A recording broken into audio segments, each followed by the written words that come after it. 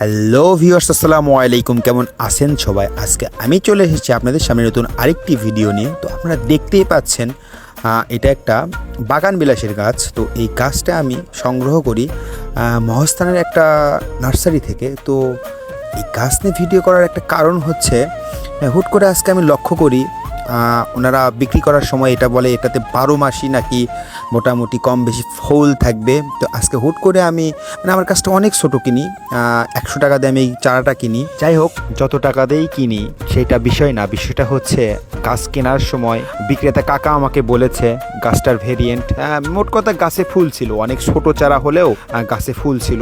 তো আজকে আমি হুট করে যখন দেখলাম গাছে আবার কলি আসছে, তখন না শেয়ার করে থাকতে পারলাম না।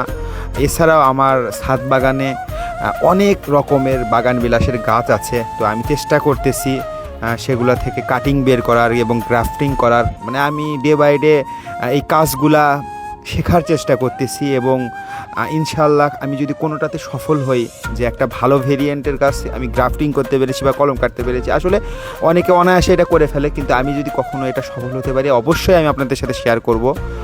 পরবর্তীতে নতুন কোনো ভিডিও নিয়ে আপনাদের সামনে আসব। সবাই ভালো থাকবেন। আসসালামু আলাইকুম।